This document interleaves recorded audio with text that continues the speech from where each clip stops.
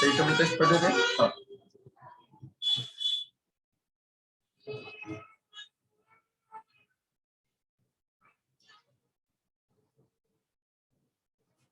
Okay. तो हमने sir ये पढ़ा कि चैरिटेबल ट्रस्ट को जो इनकम होती है कहाँ कहाँ से होती है, मैं एक बार लिख देता हूँ। हमने लिखा सर इनकम, या फिर रुको मैं फॉर्मेट ही बना देता हूँ, सीधा सीधा फॉर्मेट ही बना रहा हूँ, ध्यान से सुन लीजिए।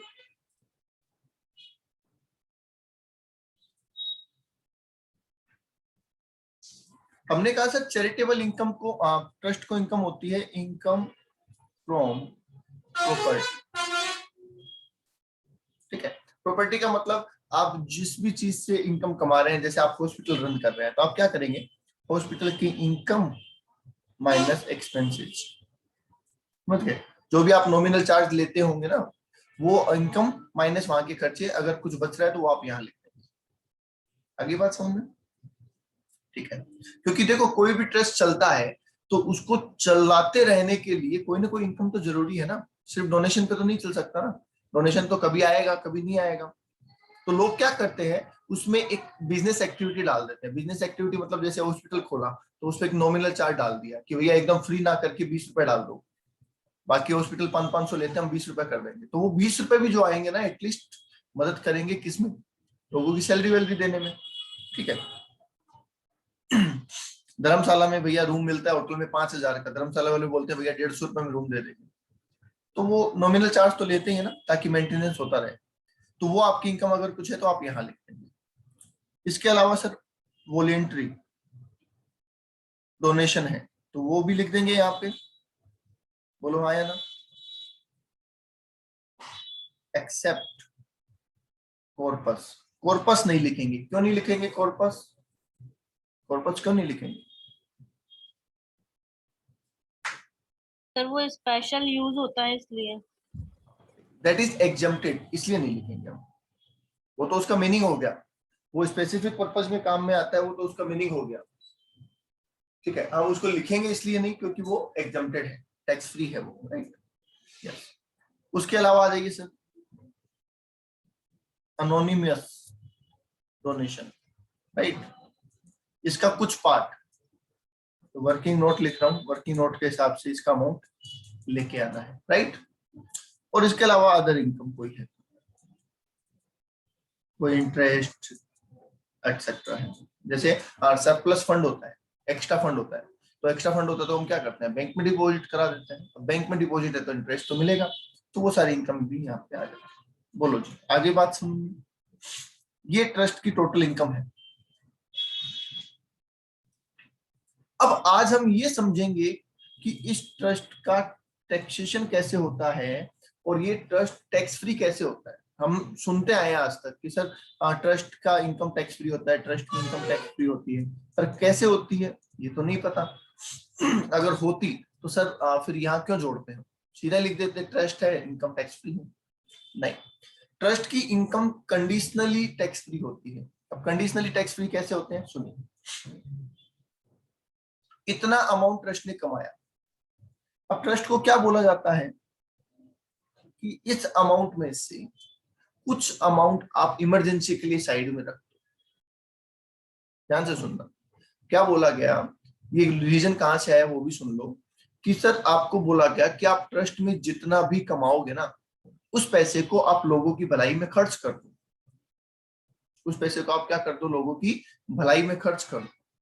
अगर आपने खर्च कर दिया तो हम आपसे टैक्स चार्ज नहीं करेंगे, ये बोला गया बेसिकली। ठीक है, हमने कहा कि सर अगर पूरा खर्च कर देंगे और कल को कोई इमरजेंसी आ गई तो हम तो पूरा खर्च कर देंगे, पर कल को कोई इमरजेंसी आ गई तो क्या होगा, तो बताओ, रीजनेबल बात है, गवर्नमेंट ने भी बोला, बात तो सही है आपकी कि अगर इमरजेंसी आ गई तो क्या करेंगे। तो एक काम करो, आप इमरजेंसी के लिए कुछ पैसा साइड में रख दो, सेट अपार्ट। ठीक है, अब इमरजेंसी के लिए क्या करो, कुछ पैसा साइड में रख दो। अब कितना परसेंट, तो बोला गया 15% पैसा आप साइड में रख लो, अपनी जितनी इनकम है उसका 15% साइड में रख लो। ठीक है, हो गया इमरजेंसी का काम। अब जो इनकम आपके पास बची है आप इसे खर्च कर दो, तो इसे हम बोल रहे हैं income to be applied in charitable purpose, income to be applied in charitable purpose, कि आपको इस पैसे को चैरिटेबल पर्पज में खर्च कर देना है। अगर आप खर्च कर देते हो तो टैक्स फ्री, और अगर खर्च नहीं कर पाए तो टैक्सेबल। बोलिए, आसान है?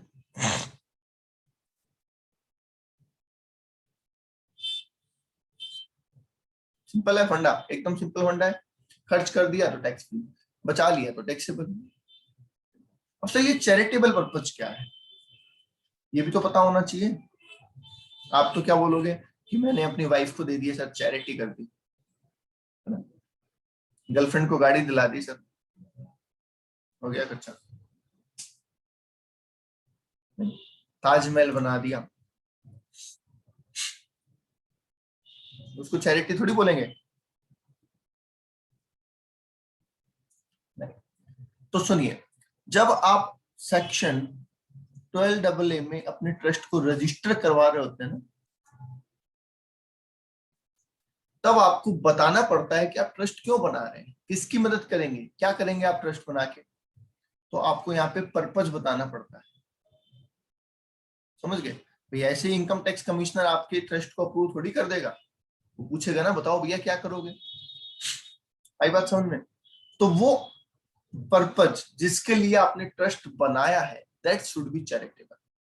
अब इस चैरिटेबल वर्ड की भी कुछ डेफिनेशन दी गई है, वो डेफिनेशन ध्यान से सुन लीजिए। पहला पॉइंट आता है इसमें, रिलीफ ऑफ पुअर, गरीबों की मदद। गरीबों की मदद के लिए अगर आप ट्रस्ट बनाना चाहते हैं, आप बना सकते हैं। एजुकेशन, एजुकेशन के लिए आप ट्रस्ट बनाना चाहें, बना सकते हैं, जैसे स्कूल कॉलेज वगैरह कुछ बनाना चाहें, बना सकते हैं, ठीक है। मेडिकल फैसिलिटी के लिए आप ट्रस्ट बनाना चाहें, बना सकते हैं। योगा के लिए आप ट्रस्ट बनाना चाहें, बना सकते हैं, ठीक है। और प्रिजर्वेशन ऑफ हिस्टोरिक प्लेस, ठीक है। पुरानी जो बिल्डिंगें हैं राजा महाराजा वाली, या जो हिस्टोरिक पैलेस है, उनका रख रखाव के लिए, उनके बचाव के लिए आप कोई ट्रस्ट बनाना चाहते हैं कि सर हम चारों तरफ से चंदा वंदा लेंगे, डोनेशन लेंगे और उनकी मरम्मत कराएंगे, तो वो भी चलेगा।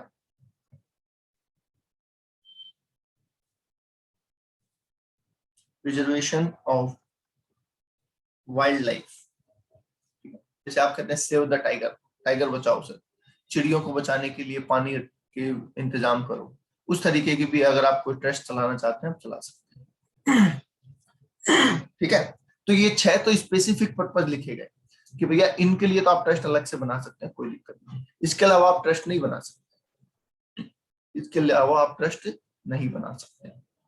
अब आप कहोगे सर हमने तो देखे हैं कई ट्रस्ट अलग अलग तरीके के, तो इसमें जो 7 पॉइंट लिखा है ना, वो एक ओपन एंड है। जैसे अपन लास्ट में लिखते हैं ना एटसेट्रा, तो एटसेट्रा में बाकी चीजें कवर हो जाती, तो वैसे ही यहाँ पे भी एक पॉइंट डाला गया, लास्ट पॉइंट क्या डाला, any other objective of advancement of general public utility, ठीक है। Any other objective of advancement of general public utility, ऐसा कोई काम जो लोगों के जीवन स्तर को उठाने का, ऐसा कोई काम जो लोगों के जीवन स्तर को उठाने का काम करे, वो भी चैरिटेबल में आ जाएगा, चाहे वो इन 6 में शामिल हो या ना हो। आगे बात सुनिए, तो ये एक ओपन एंडेड चीज छोड़ दी है। हालांकि इसमें एक कंडीशन है, वो मैं आपको बाद में बताऊंगा, ठीक है, क्योंकि वो मुझे समझानी है, वो मैं बाद में समझाऊंगा। अभी आप इतना समझिए, ये बात समझ में आ गई। तुषार कह रहे हैं सर मंदिर, मंदिर रिलीजियस ट्रस्ट होता है। मंदिर जो होता है ना, मंदिर हो गई, मस्जिद हो गई, गुरुद्वारा हो गया, ठीक है, या चर्च हो गया, ये सब रिलीजियस ट्रस्ट में आएंगे। इट्स नॉट चैरिटेबल ट्रस्ट, हम पढ़ रहे हैं चैरिटेबल, ठीक है, ये रिलीजियस ट्रस्ट के पार्ट है। रिलीजियस ट्रस्ट अलग होता है, उसका टैक्सेबिलिटी भी अलग होता है।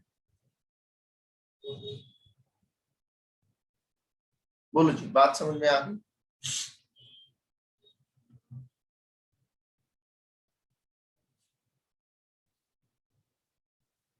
ठीक है, वो धार्मिक होते हैं, ये सहायतार्थ जिसको बोलते हैं चैरिटी।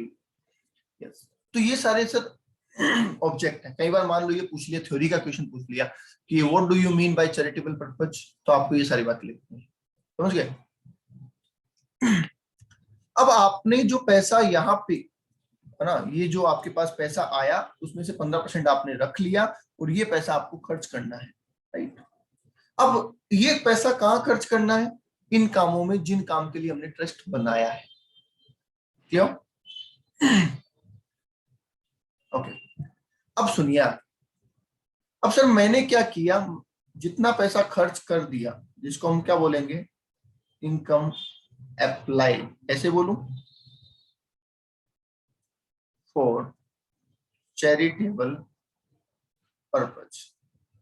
जितनी इनकम मैंने अप्लाई कर दी उतना तो टैक्स फ्री हो गया, और जो बचा वो टैक्सेबल हो गया। बोलो, बात समझ में आ गई?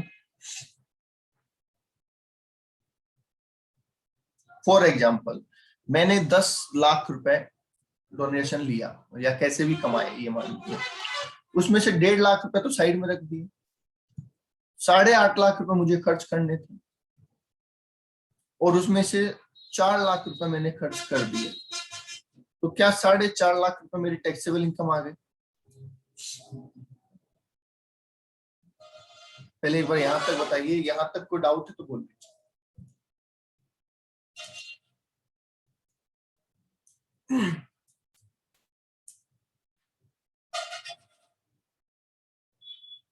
कोई डाउट नहीं है?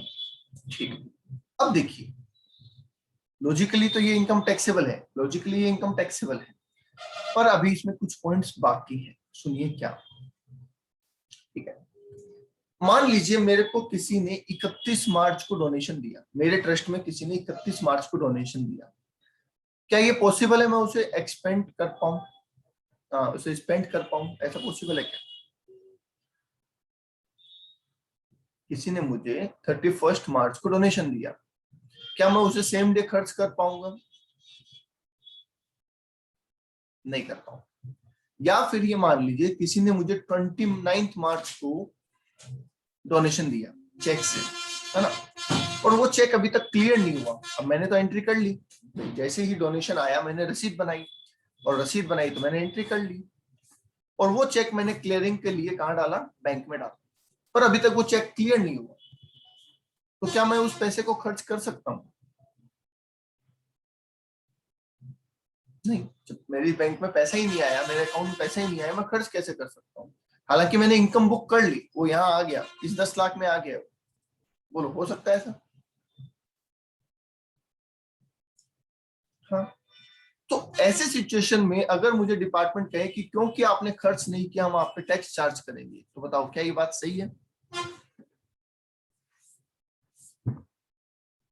नहीं। तो हम क्या करेंगे, ऐसी जो इनकम है जो हमें या तो लास्ट मोमेंट पे मिली या अभी तक क्लियर ही नहीं हुई है, उनकी जानकारी इनकम टैक्स ऑफिसर को कह देंगे कि भैया इतना पैसा तो मुझे अभी मिला ही नहीं है, ये रही डिटेल। ठीक है, तो वो हम हमारा टैक्स चार्ज नहीं करेगा, तो हम क्या बोलेंगे, लेस कर देंगे, income not yet received or received too late। ठीक है, या तो इनकम हमें मिली नहीं या बहुत लेट मिली है कि हम उसको यूज नहीं कर सकते, जैसे 30 मार्च को 30 मार्च या 31 मार्च को मिली है तो हम उसे अप्लाई नहीं कर पाए। ठीक है, हालांकि इस बात की जानकारी आपको किसको देनी है, असेसिंग ऑफिसर को देनी है, वो एग्री होगा तो ही ये काम होगा। ठीक है, अब आप सोचो मैं झूठ बोल दूंगा, वो नहीं चलेगा। समझ गए? बोलिए, बात समझ में आ गई ये वाला पॉइंट? अब आइए सर आगे, दूसरा पॉइंट और समझिए। मेरे पास मेरा जो ट्रस्ट है ना, ऐसे सुनो मैं इसको समझाता हूँ आपको, ये मेरा ट्रस्ट है। ठीक है, इसमें हम क्या चलाते हैं सर, हम ओल्ड एज होम चलाते हैं। ठीक है, इस ट्रस्ट में हम क्या चलाते हैं, ओल्ड एज होम चलाते हैं। अब हमें लगा कि हमें एक बिल्डिंग और बनानी पड़ेगी, एक ओल्ड एज होम और बनाना पड़ेगा, ठीक है। तो जाहिर सी बात हमने उसका क्या स्टार्ट करवा दिया, कंस्ट्रक्शन स्टार्ट करवा दी, बिल्डिंग जमीन खरीदी और कंस्ट्रक्शन स्टार्ट करवा दिया। क्या ये कंस्ट्रक्शन लंबे टाइम चलेगा?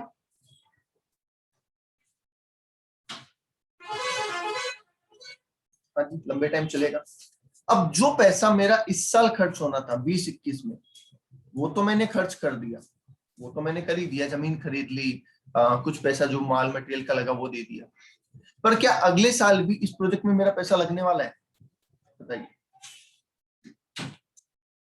हाँ, क्या अगले साल भी मेरा इस प्रोजेक्ट में पैसा लगने वाला है? यस। अब इस साल तो मेरे पास फंड पड़ा है, पर क्या अगले साल गारंटी है कि मेरे पास डोनेशन आएगा? अगले साल डोनेशन आएगा, इस बात की गारंटी है क्या? नहीं। तो मैं क्यों ना इस फंड में से कुछ अमाउंट अलग रख दूं, ताकि मैं अगले साल इस पर्पज में काम में ले सकूं। मतलब इस बिल्डिंग को बनाने के लिए मुझे लगा कि इस बिल्डिंग को बनाने में अभी भी 1 करोड़ रुपए और लगेंगे, मेरे पास 2 करोड़ का फंड पड़ा था, तो क्या मैं उसमें से 1 करोड़ रुपए साइड में रख सकता हूँ कि भैया ये तो अलग निकाल दो, इसमें से लगते रहेंगे? बताइए।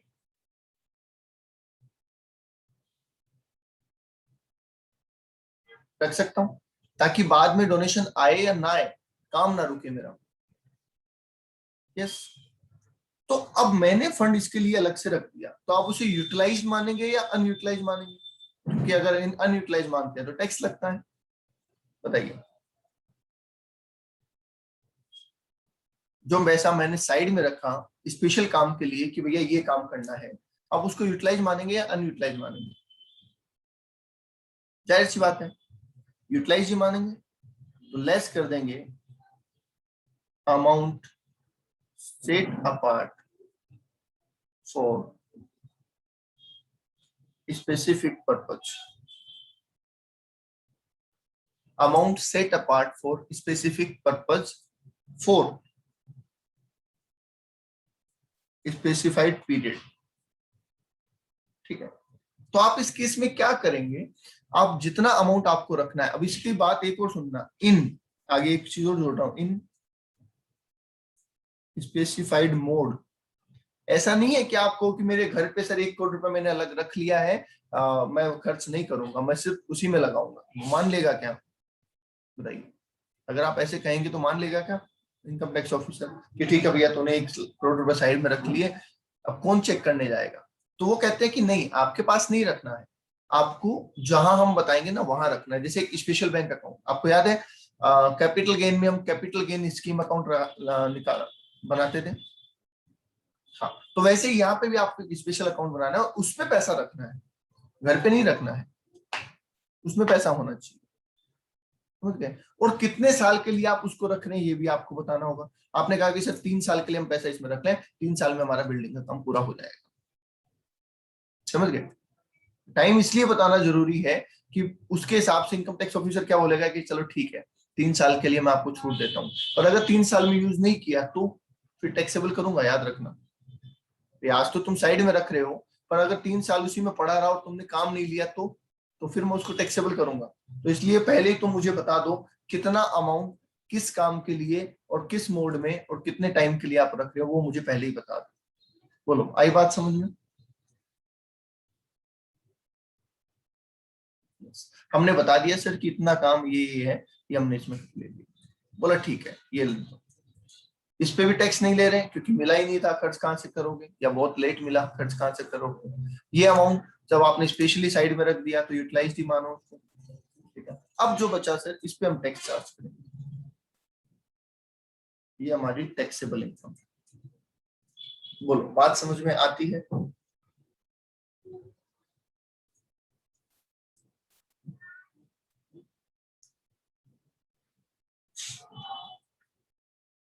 हाँ जी, बात समझ में आती है। अब यहाँ पे भी अभी बहुत सारे पॉइंट है, ट्रस्ट का असेसमेंट कोई छोटा मोटा असेसमेंट नहीं है, बहुत सारे पॉइंट है।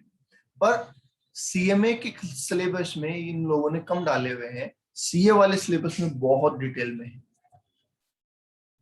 समझ गए? सीए वाले सिलेबस में बहुत ज्यादा डिटेल में है, सीएमए वाले में इतना डिटेल में इन्होंने नहीं डाला हुआ है इसको, ठीक है। ओके, अच्छा सीए वाले में क्या एक्स्ट्रा है, मैं एक दो चीजें आपको बता देता हूँ, ठीक है। वो यहाँ पे हमारे यहाँ पे बहुत नॉमिनल सी लिखी गई है, पर उनका कोई क्वेश्चन नहीं आता और ना ही क्वेश्चन दे रखा है। क्या है सुनिए, मान लीजिए कि आपने ये जो लिखा ना इनकम अप्लाइड, ये जो आपने लिखा इनकम अप्लाइड कि मैंने इतना पैसा खर्च कर दिया, क्या हो सकता है कि इस इनकम अप्लाइड में आपने अपने रिश्तेदारों के लिए कुछ पैसा खर्च किया हो? सेक्शन 13 में, सेक्शन 13 जो है ना, ये ट्रस्ट का जो असेसमेंट होता है ना, 11, 12 और 13 तीन सेक्शन में कवर होता है। 11, 12 और 13 तीन सेक्शन में कवर होता है, ठीक है। और ये जो अमाउंट आपको रखना है ना अलग से, ये 11(5) के मोड में रखना होता है। 11 सबसेक्शन 5 के मोड में रखना होता है। ये जो स्पेसिफाइड मोड लिखा है ना अपन, ये 11(5) में मेंशन है। तो ये तो मेंशन है, यहाँ हो गया। 13 में क्या रिलेटिव को डिफाइन किया गया कि भैया ऑथर, ऑथर की फैमिली, फाउंडर, फाउंडर की फैमिली, ट्रस्टी, ट्रस्टी की फैमिली, ठीक है। बेनिफिशियरी जो है अगर रिलेटिव है तो वो लोग, इनके लिए अगर आपने कोई पैसा खर्च किया है तो आपने तो इनकम अप्लाइड में कम कर दिया होगा, पर क्या हम उसे इनकम अप्लाइड माने?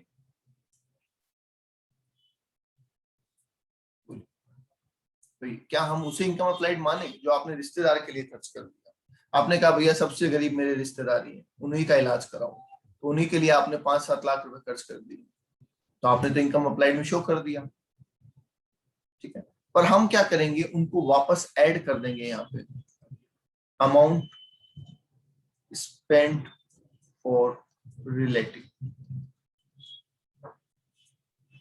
अमाउंट स्पेंट फॉर रिलेटिव को क्या करते हैं, एड ऑन कर देते हैं, ठीक है। पर ये एड ऑन कभी, अब इसमें भी क्या कंडीशन है, ऐसे आप नहीं कह सकते ना, क्योंकि आपका रिश्तेदार गरीब नहीं हो सकता, ये तो सही सोच नहीं है ना, बताओ।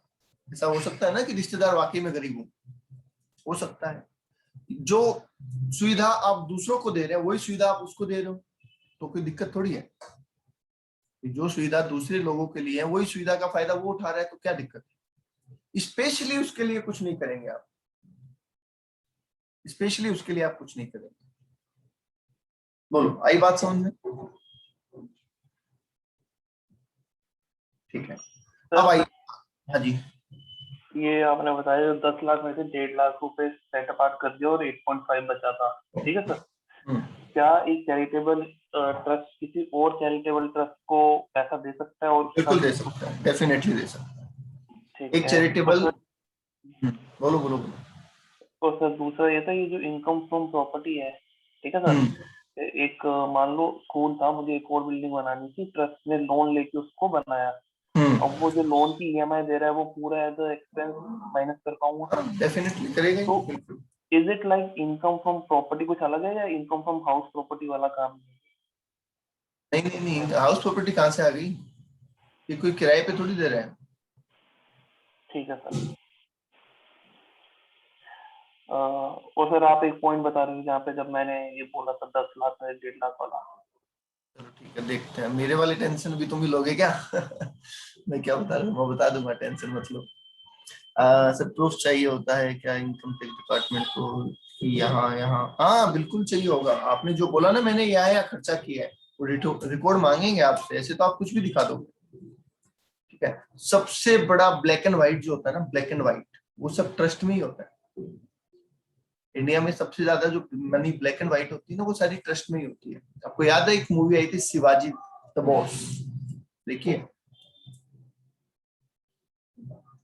हाँ, तो वो क्या करता है शिवाजी द बॉस के अंदर कि भैया मैंने सारा ब्लैक मनी लोगों से छीन लिया पहले, तो अब मैं इसको फॉरेन में अपने दोस्तों को भेज दूंगा, क्योंकि यहाँ तो मेरा कोई जान पहचान वाला है नहीं, तो मैं फॉरेन में अपने दोस्तों को भेज दूंगा।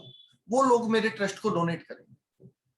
अब वो लोग ट्रस्ट को डोनेट करेंगे तो उनसे तो कोई नहीं पूछने वाला ना कि तुम्हारे पास पैसा आया कहां से, ठीक है। और ट्रस्ट को जब डोनेशन मिलेगा तो ट्रस्ट के पास यहाँ इकट्ठा हो जाएगा।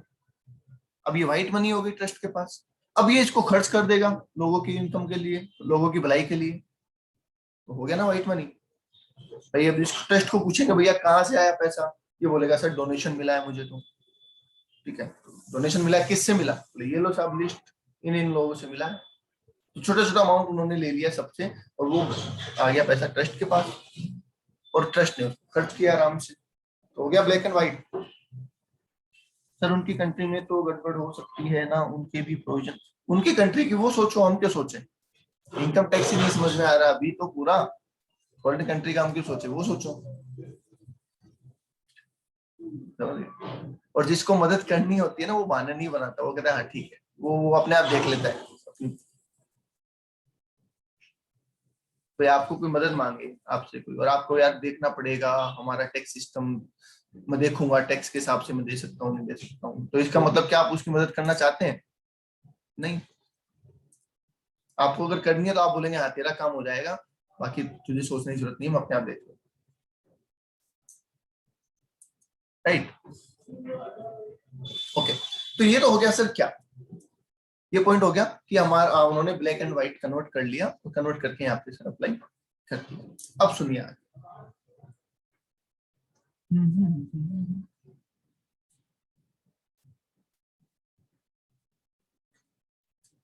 अब एक मस्त अमेंडमेंट बताता हूँ आपको।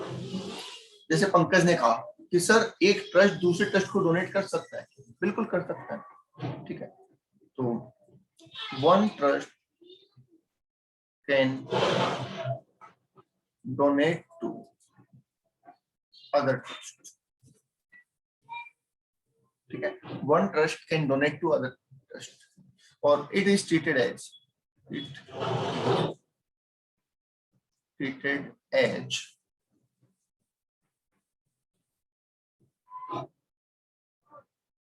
Income applied. इसको क्या मानेंगे हम? इनकम अप्लाइड मानेंगे। जाहिर सी बात है भाई, मेरे ट्रस्ट के पास पैसा पड़ा है 85%, और मैंने देखा कि मेरे पास तो अभी कोई है नहीं जिसको मैं खर्च कर सकूं, तो मैंने किसी दूसरे ट्रस्ट को डोनेट कर दिया, तो मेरे लिए क्या होगी, वो इनकम अप्लाइड होगी कि भैया मैंने तो खर्च कर दिया है, ठीक है, उसके लिए इनकम हो गई। अब वो उसमें से 15% काट के बाकी खर्च करेगा। बोलो नॉर्मल है, सिंपल है? यस। अब यहाँ पे एक प्रॉब्लम हुई है ना, 2 साल पहले यहाँ पे एक प्रॉब्लम हुई, और उसके लिए फिर अमेंडमेंट इश्यू किया गया। क्या किया वो सुनो, बहुत अच्छा पॉइंट। हमने सिर्फ 2 ट्रस्ट हमारे, trust A and trust B, 2 trust हमारे पास, ठीक है। अब इन्होंने दोनों ने सेटिंग कर लिया आपस में। कैसे सेटिंग कर ली सुनिए। ट्रस्ट ए ने कहा कि मेरे पास जो 85% अमाउंट आएगा वो मैं तुम्हें डोनेट कर दूंगा, ठीक है, और तुम्हारे पास जो 85% अमाउंट आए वो तुम मुझे डोनेट कर देना, ठीक है। अब आपके दिमाग में क्वेश्चन आने लगे होंगे, सर इससे क्या फर्क पड़ेगा, खर्च तो उसे भी करना है। सुनो, इसने इसको डोनेट किया एज ए कॉर्पस। क्या डोनेट किया? एज ए कॉर्पस, मतलब बता के डोनेट किया कि तुम्हें इस पैसे का क्या करना है। तो क्या ये पाने वाले के लिए एग्जम्प्ट हो गया? इसमें से खर्च करने की जरूरत थोड़ी है, खर्च नहीं भी करेगा तो भी एग्जम्प्ट है। कॉर्पस तो हम इंक्लूड ही नहीं करते इनकम में, तो वो तो खर्च करे या ना करे वो तो एग्जम्प्ट ही। यस, तो इसके लिए तो ये हो गया एग्जम्प्ट, और इसके लिए ये हो गया इनकम अप्लाइड। बोलो आगे बात समझ। तो इसके लिए तो खर्चा हो गया इसलिए एग्जम्प्ट हो गया, इसने लेस कर लिया और इसको मिला ही एग्जम्प्टेड, तो इसलिए इसके लिए एग्जम्प्ट हो गया। इसने भी अपना अमाउंट इसको कैसे दिया? एज ए कॉर्पस दिया, तो इसके लिए जो 85% था दूसरे डोनेशन में से वो तो इसने दिखा दिया इनकम अप्लाइड, और इसने कहा कि मुझे कॉर्पस मिला है तो वो मेरे लिए है एग्जम्प्ट। बोलो जी, बात समझ में आई?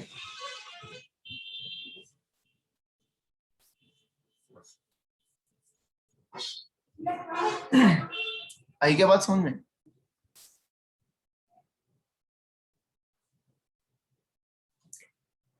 तो सुनिए, एक एग्जांपल से लेके चलते हैं। हमें बोला कि सर इसके पास 85% में 85 लाख रुपीज है, 85% में 85 लाख, मतलब 1 करोड़ मिला था, 15% साइड में रख लिया। इसने ये पूरे के पूरे 85 लाख इसको दे दिए एज ए कॉर्पस, तो इसके लिए इनकम अप्लाइड हो गया। ये अपने स्टेटमेंट में क्या लिखेगा?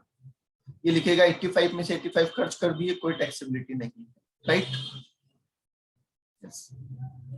ये इनकम इसके पास आई, ये बोलेगा 85 लाख की इनकम आई है which is exempt for me, तो लीजिए इसको टैक्स नहीं देना, इसका काम खत्म।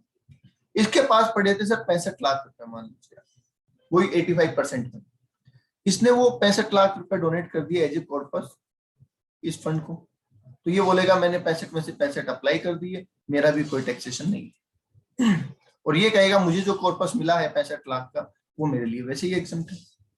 तो बताइए दोनों ने अपनी इनकम टैक्स फ्री करवा ली विद इन द लॉ, कानून नहीं तोड़ा है। आप ये नहीं कह सकते कि कानून तोड़ा है, कानून नहीं तोड़ा है। This is called tax avoidance, कि आप कानून के अंदर रह के टैक्स को अवॉइड कर रहे हैं।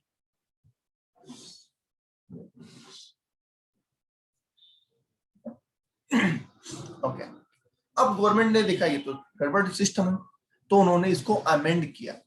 ठीक है, क्या अमेंड किया? उन्होंने कहा कि एक ट्रस्ट अगर दूसरे ट्रस्ट को डोनेशन देता है, ध्यान से सुनना, एक ट्रस्ट अगर डोनेट करता है टू अदर ट्रस्ट, ठीक है, ये डोनेशन अगर जनरल डोनेशन है तब तो ठीक है, तब तो कोई दिक्कत नहीं, जनरल डोनेशन है तब तो कोई दिक्कत नहीं है ना, वो तो उसकी इनकम में जाके जुड़ना है। पर अगर ये डोनेशन कॉर्पस डोनेशन हुआ तो पाने वाले के लिए तो एग्जम्प्ट होगा, पाने वाले के लिए तो अभी भी एग्जम्प्ट होगा। हम एग्जम्प्ट वाला रूल नहीं बदल रहे, वरना बहुत सोचना समझना पड़ जाएगा। भाई कोई और भी देगा कॉर्पस फंड, दूसरा ट्रस्ट भी देगा, ट्रस्ट वाले को हमें रोकना है। अब ट्रस्ट वाले को रोकना है और हमने ये कह दिया कि कॉर्पस फंड टैक्सेबल है, तो गड़बड़ हो जाएगा मामला। तो क्या कहा कि अगर एक ट्रस्ट दूसरे ट्रस्ट को डोनेशन देता है, जनरल देता है तो no problem at all, but अगर कॉर्पस देता है तो पाने वाले के लिए तो वो एग्जम्प्ट है, पर देने वाले के लिए not treated as application of income. पाने वाले के लिए एप्लीकेशन ऑफ इनकम नहीं माना जाएगा। मतलब ये नहीं कह सकता कि मैंने 85 लाख खर्च कर दिए, खर्च नहीं किए तो भैया लाओ 85 लाख पे टैक्स लाओ। आई बात समझ में? अगर एक ट्रस्ट दूसरे ट्रस्ट को डोनेट करता है, दोबारा सुन लीजिए पहले, एक ट्रस्ट अगर दूसरे ट्रस्ट को डोनेट करता है और जनरल डोनेशन है तो कोई प्रॉब्लम नहीं है, देने वाले के लिए इनकम अप्लाइड है, पाने वाले के लिए इनकम टैक्सेबल है, दैट्स इट। बट अगर ये कॉर्पस फंड के रूप में डोनेट करते हैं तो पाने वाले के लिए तो एग्जम्प्ट है, पर देने वाले के लिए इनकम अप्लाइड नहीं माना जाएगा। बोलिए, इज दैट क्लियर?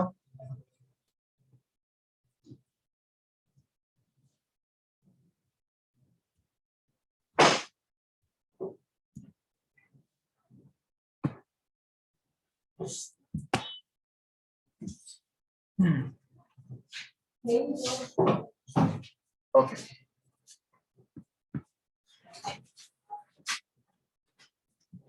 तो अब आते हैं वापस फॉर्मेट के ऊपर।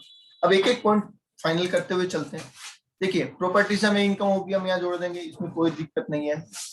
डोनेशन हमें कुछ मिला, अगर कॉर्पस मिला तो टैक्स फ्री है, वॉलेंट्री मिला तो इनकम में जोड़ देंगे, कोई दिक्कत नहीं। अनोनिमस मिला तो 2 टुकड़े कर देंगे, 5% और 1 लाख वाला यहाँ पे ले आएंगे, और जो बैलेंस बच जाएगा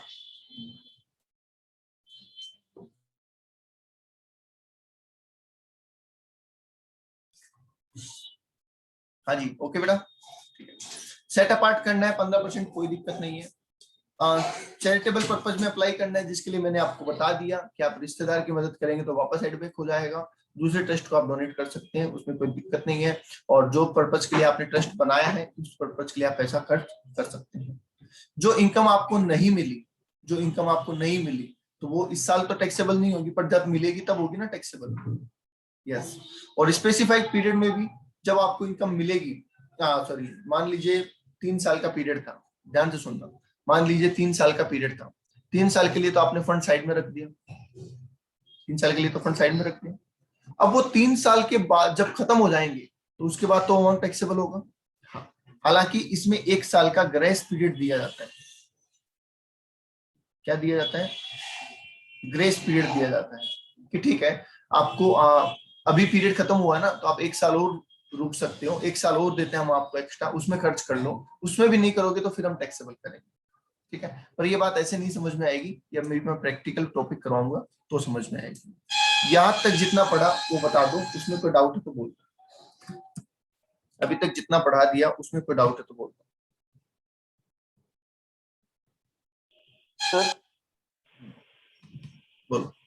मान लो मेरा मेडिकल ट्रस्ट है और जैसे अभी बढ़ा उसमें रिलेटिव को मैं नहीं दे सकता, मतलब तो वो टैक्स एड बैक हो जाएगा। रिलेटिव को अनरीजनेबल नहीं दे सकते। ये रीजनेबल तो अनरीजनेबल अमाउंट कैसे डिफाइन होगा? वो तो एओ करेगा ना डिफाइन।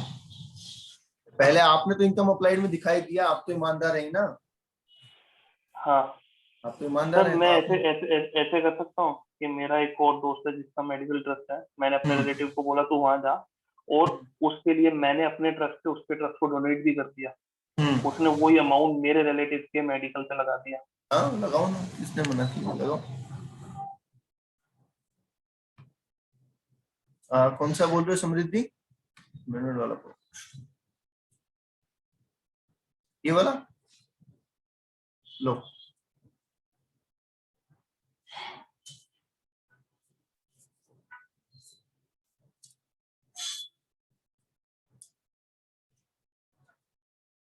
ठीक है, बहुत से लोग क्या करते हैं पता है, ब्लैक एंड व्हाइट करने के लिए, मेरा ट्रस्ट बहुत अच्छा चल रहा है, वो मुझे क्या बोलेंगे कि सर कंपनी में बहुत बड़ा घोटाला होता है।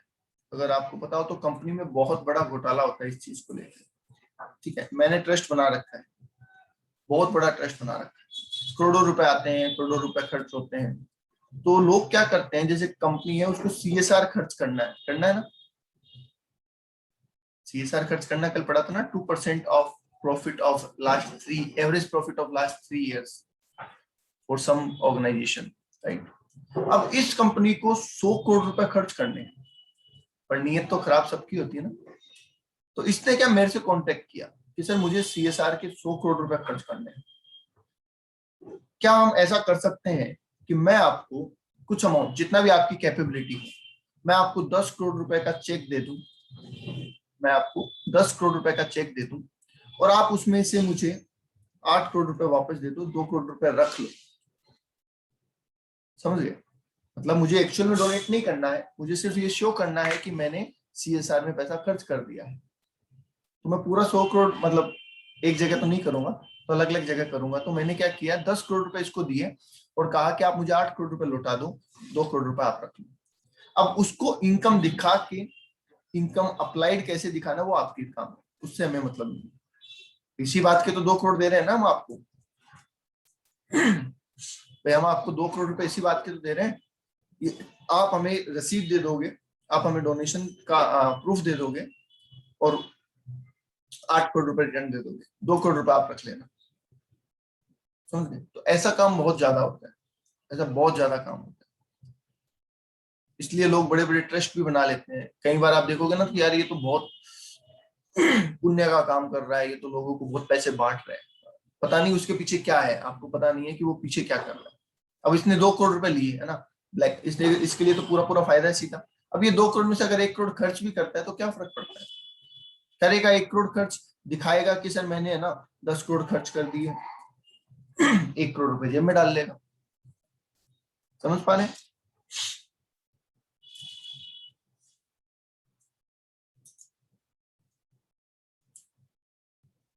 पकड़े जाएंगे, अरे इंसान अपनी औकात के हिसाब से काम करता है, उसको पता है कि मैं कितना काम एडजस्ट कर सकता हूँ, उतना ही तो।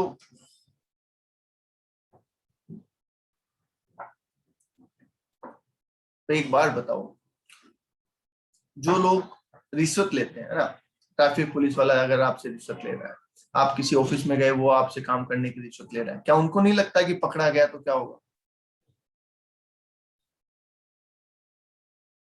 है तो वो भी क्रिमिनल ऑफेंस ना, पर कर रहे हैं ना।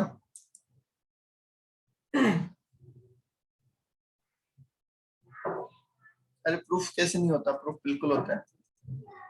इसमें आपके पास क्या प्रूफ है कि मैंने 8 करोड़ रुपए उसको लौटाए हैं वापस, बताओ। इसमें आपके पास क्या प्रूफ है कि मैंने 8 करोड़ रुपए लौटाए हैं उसके पास?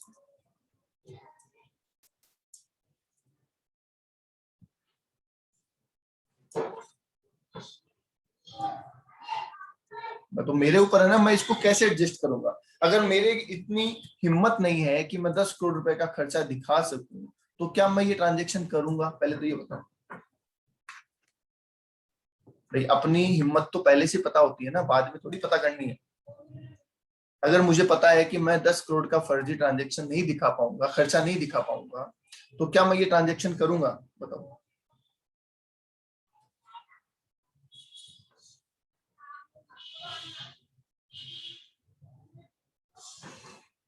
आप आपके गांव में जब सड़क बने ना, तब देखना आप।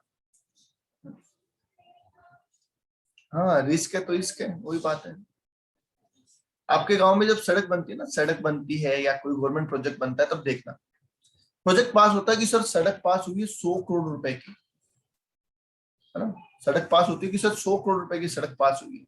इस सड़क में लगता कितना पैसा वाकई में? सड़क बनती है, ऐसा नहीं है सड़क नहीं बनेगी, सड़क तो बनेगी, पर सड़क बनाने में पैसा खर्च होगा 20 करोड़ रुपए। 80 करोड़ लोग खा जाएंगे, और उसमें ऊपर से लेके नीचे तक सारे इन्वॉल्व हैं। तो क्या उनको 100 करोड़ का खर्चा नहीं दिखाना पड़ेगा? क्या लगता है?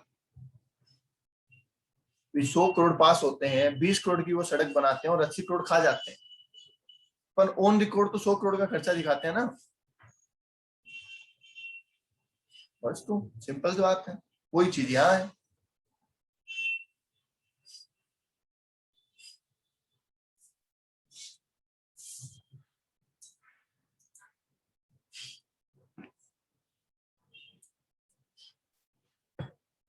अभी क्या तुम लोग बच्चे हो, दुनियादारी की समझ नहीं है, क्या क्या होता है बाजार में।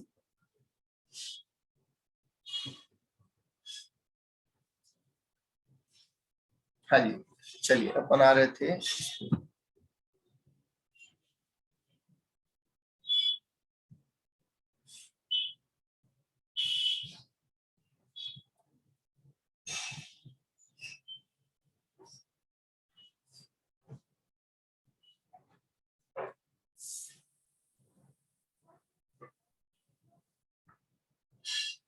हाँ जी, यहाँ पे देखिए, रिलीजियस और चैरिटेबल ट्रस्ट। हम चैरिटेबल ही पढ़ रहे हैं, हम रिलीजियस नहीं पढ़ रहे हैं, ये बात ध्यान रख लेना। ठीक है, ये सारी डेफिनेशंस दे रखी है जो मैंने आपको ऑलरेडी बता दी है। ट्रस्ट क्या होता है, उसका ऑथर क्या होता है, उसके बेनिफिशियरी कौन होते हैं, उसके ट्रस्टी किसको बोलते हैं, ट्रस्ट की प्रॉपर्टी क्या होती है, बताइए। क्या ये सब चीजें बता चुका हूँ आपको ऑलरेडी? ठीक है। अब जैसे पार्टनरशिप फॉर्म बनाने के लिए पार्टनरशिप डीड होती है, कंपनी बनाने के लिए इनकॉर्पोरेशन ऑफ कंपनी एमओ और एओए होता है, वैसे ही ट्रस्ट बनाने के लिए क्या होती है? ट्रस्ट डीड होती है, क्या सुना है? यस।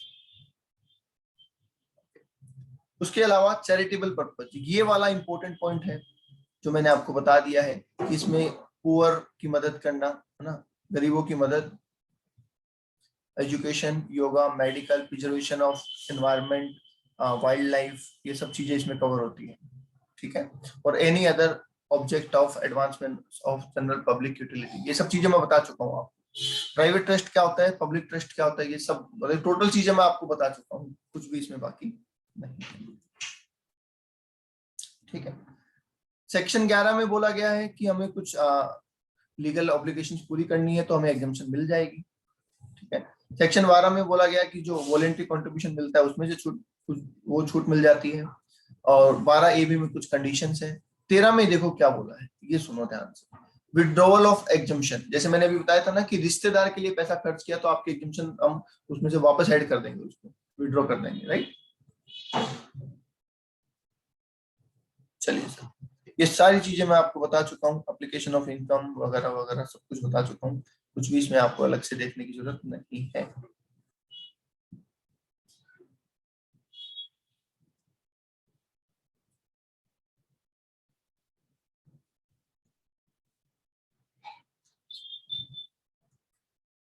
ठीक है, ये देखिए, इसको आप इंपोर्टेंट मार्क कर लेना, इस पे शॉर्ट नोट भी आ सकता है, और इसको वैसे भी पता होना चाहिए आपको। मैं आपको ऑलरेडी बता चुका हूँ, अनोनिमस डोनेशन मतलब क्या होता है, गुप्त दान।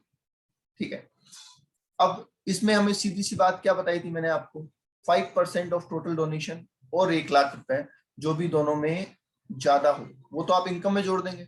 बताइए, वो तो आप इनकम में जोड़ देंगे। और जो बैलेंस बच जाएगा, ठीक है, देखो एक्सेस ऑफ स्पेसिफाइड लिमिट मतलब इस लिमिट से ऊपर वाला अमाउंट कितनी रेट से टैक्सेबल हो जाएगा? 30%। अब ये देखो, ये पुराना लिखा हुआ है, ईसी HEEC, ये पुराना लिखा हुआ है, अभी HEC आ गया है एक साथ, बहुत पुराना है ये तो। बोलो आगे बात समझ में? यहां तक कोई डाउट किसी को नहीं है? ये देखिए क्वेश्चन देखते हैं, एक बार आंसर मत देखो, एक बार आंसर मत देखो, सीधा बताओ। केस नंबर 1, हमें बोला सर अनोनिमस तो मिला 5 लाख, अदर मिला 3 लाख और अदर इनकम है हमारी 7 लाख। बताइए क्या करें?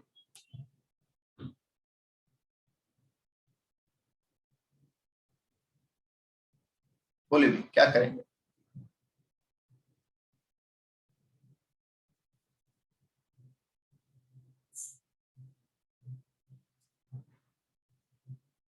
कितना डोनेशन इनकम में ऐड होगा और कितना डोनेशन वहां जाएगा? आपको क्या पूछा है वो देख लीजिए, settlement computer tax liability, income बतानी है आपको, ट्रस्ट की इनकम बतानी है आपको। बोलिए।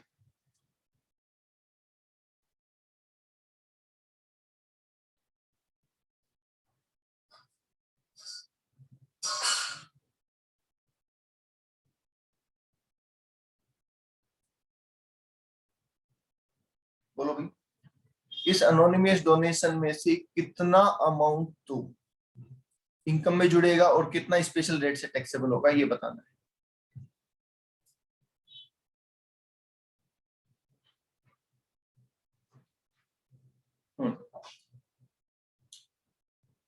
और बोलिए,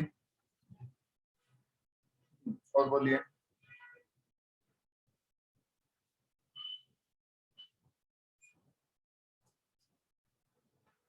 बोलिए भी, और बोलते जाइए। ठीक है, 2 लोगों का जवाब आया है सिर्फ, बाकी अब सर आंसर नहीं दिख रहा, वरना तो हम बता देते हैं अभी।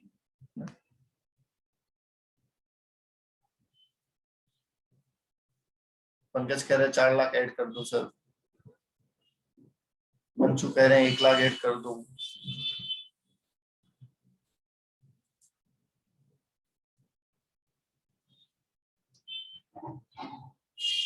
और कोई?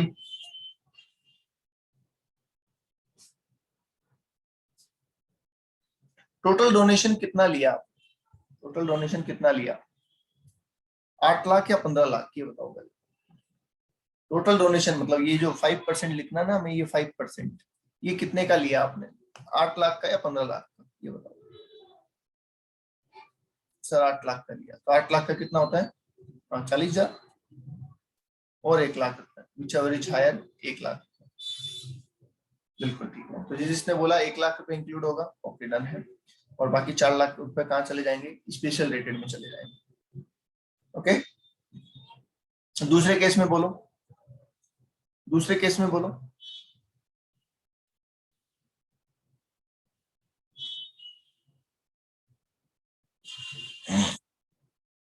दूसरे केस में बोलो भाई।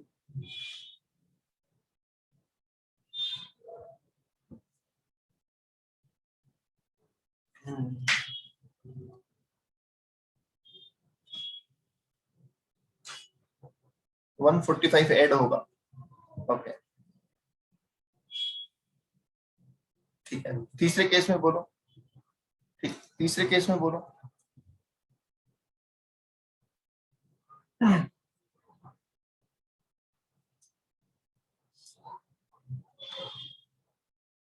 बोलो तीसरे केस में बोलो। 1,47,000 ऐड होगा।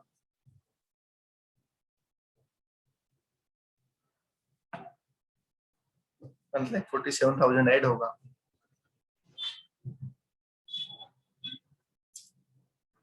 नेवी का आंसर सही है, शुभम बिल्कुल गलत है। अरे यही मात खा जाते हो, यहीं पे तो मात खा जाते हो आप। जब एग्जाम में क्या होगा पता है? देखो एक चीज ध्यान से सुनो, एग्जाम में 10 एमसीक्यू होंगे आपके पास, 2-2 मार्क्स के, है ना। ऑफलाइन की बात कर रहा हूँ। अगर आपको पहला दूसरा आ रहा है ना, तो इसका मतलब ये नहीं है कि आप तीसरे में गलती करो कि अब तो मुझे सब आ रहा है, ये लो पहले में ए, दूसरे में बी, तीसरे में ए, ऐसा नहीं करो। हर चीज इक्वली इंपॉर्टेंट है, ध्यान हर जगह रखना है, समझ गए। अरे 1,20,000 तो टोटली मिला है, 1,47,000 कहाँ से ऐड कर दोगे? ध्यान नहीं रहा। यही तो बात है। तो इसी यार हर बच्चा क्लास में बैठता है, हर बच्चा एग्जाम देता है, पर हर बच्चा पास नहीं होता और हर बच्चा फेल नहीं होता। ध्यान का ही तो खेल है बेटा, तो ध्यान रखो, ठीक है। और भी बहुत से लोगों ने जवाब दिया, 147 ऐड कर दो, 147 ऐड कर दो, मिले बिना ही ऐड करते हैं। जो चीज मिली नहीं उसको ऐड कहां से कर दें?